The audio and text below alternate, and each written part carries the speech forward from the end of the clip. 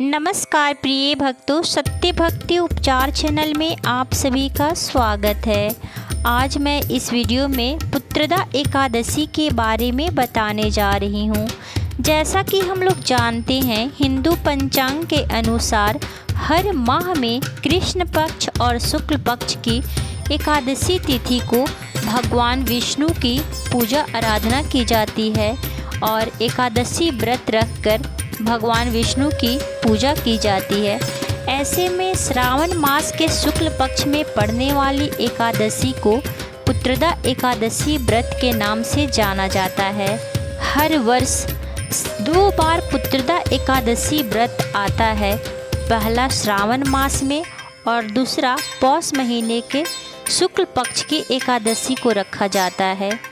सावन महीने में पड़ने वाले एकादशी व्रत का विशेष महत्व है। श्रावण मास में पड़ने वाली एकादशी को पवित्र एकादशी या पवित्रोपना एकादशी के नाम से भी जानते हैं।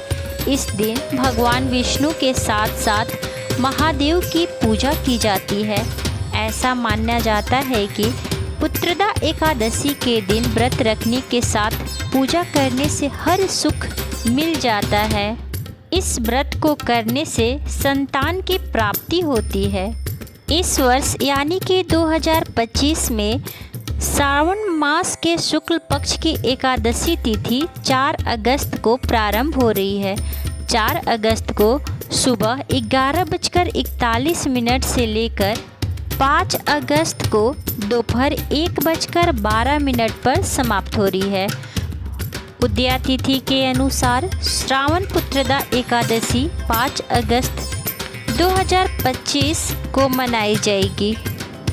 पूजन करने का शुभ मुहूर्त यानी कि ब्रह्म मुहूर्त प्रातः 4:20 से प्रातः 5:02 पर समाप्त हो जाएगी।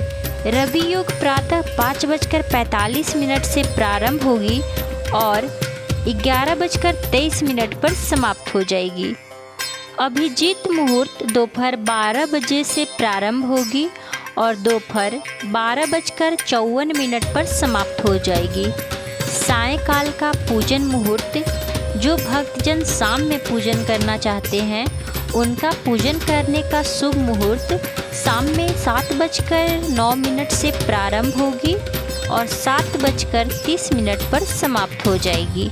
श्रावण पुत्रदा एकादशी के अगले दिन यानी कि 6 अगस्त को प्रातः 5:45 से 8:26 तक व्रत का पारण करने का शुभ मुहूर्त माना जाएगा। इस दौरान जो भक्तजन पुत्रदा एकादशी व्रत रखे हैं वह 5:45 से 8:26 पर पारण कर लें। पारण के दिन द्वादशी समाप्त होने का समय दोपहर 2:08 पर समाप्त हो जाएगी। पुत्रदा एकादशी व्रत का महत्व इसलिए भी बढ़ जाता है कि इस समय महाकाल का दिन रहता है, महादेव का दिन रहता है और इस दिन महादेव और भगवान विष्णु की धूमधाम से पूजा की जाती है। ऐसा मान्यता है कि जो श्रद्धालु, जो भक्तजन पुत्रदा एकादशी के दिन पूरी श्रद्धा और नियम पूर्वक व्रत रखते हैं उन्हें संतान सुख की प्राप्ति होती है, पारिवारिक खुशियाँ मिलती है और जीवन के कष्टों से, दुखों से मुक्ति मिलती है। यह व्रत विशेष रूप से उन दंपतियों के लिए भी अत्यंत फलदायी है जो संतान प्राप्ति की कामना करते हैं। उन्हें भगवान विष्णु अवश्य संतान सुख प्रदान करते हैं। पुत्र प्राप्ति के लिए एक छोटा सा उपाय करें। सिर्फ एक मंत्र 108 बार जपें और भगवान विष्णु की असीम आशीर्वाद प्राप्त करें।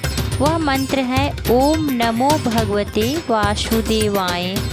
पुत्रदा एकादशी के दिन ब्रह्म मुहूर्त में उठें और स्नान आदि से निवृत्त होकर स्वच्छ वस्त्र का धारण करना चाहिए। अब भगवान सूर्य को सबसे पहले जल का अर्घ्य देना चाहिए। इसके बाद पूजा घर में या फिर मंदिर में चौकी रखकर उस पर पीले वस्त्र बिछाएं और भगवान विष्णु और माता लक्ष्मी की प्रतिमा या मूर्ति को विराजमान करें। इसके बाद उन्हें जलाभिषेक कर उन्हें स्नान कराएं, पीला वस्त्र अर्पित करें और माता का 16 श्रृंगार चढ़ाएं। इसके बाद रोड़ी, गुलाल, सिंदूर का तिलक लगाएं। धूप और देसी घी का दीपक जलाकर प्रतिमा के सामने रखें। पीले फल और पीली मिठाई भगवान विष्णु को अर्पित करें। इसके साथ ही साथ तुलसी दल जरूर चढ़ाएं, क्योंकि बिना तुलसी दल के भगवान विष्णु भोग ग्रहण नहीं करते। इसके बाद कथा का श्रवण करें और अंत में आरती करें। इस दिन आप विष्णु चालीसा का पाठ सुनते हैं या फिर शिव चालीसा का पाठ सुनते हैं तो अति उत्तम है। भगवान असीम आशीर्वाद प्रदान करेंगे। अंत में लोगों में प्रसाद का वितरण करना चाहिए। इस प्रकार पुत्रदा एकादशी व्रत करनी चाहिए। प्रिय भक्तजनों, अब हम लोग पुत्रदा एकादशी व्रत कथा का श्रवण करते हैं, तो प्रेम से बोलिए भगवान विष्णु की जय, माता लक्ष्मी की जय।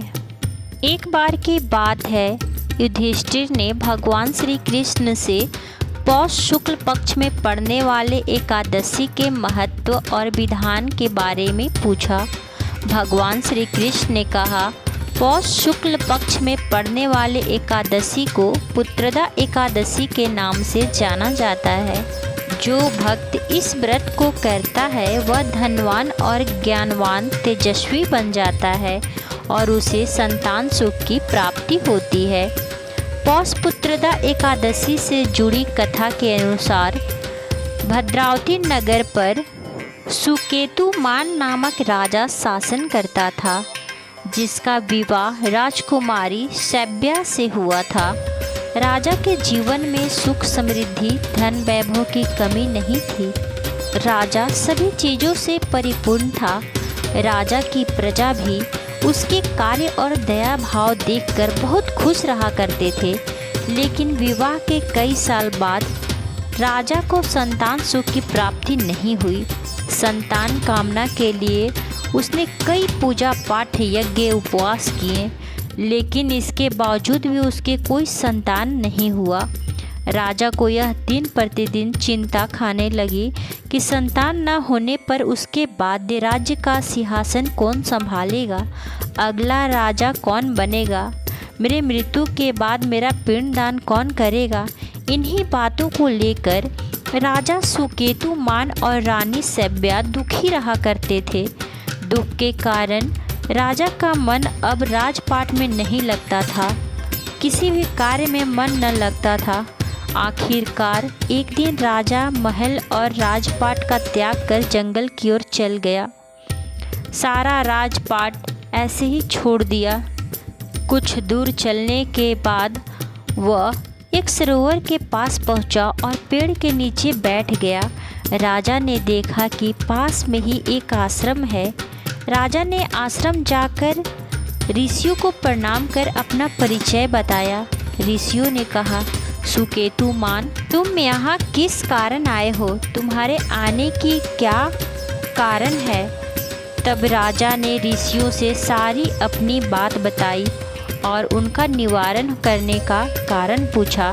ऋषियों ने कहा कि हे राजन, आप पौष शुक्ल पक्ष की एकादशी का विधि विधान से व्रत करें और भगवान श्री हरि की पूजा आराधना करें।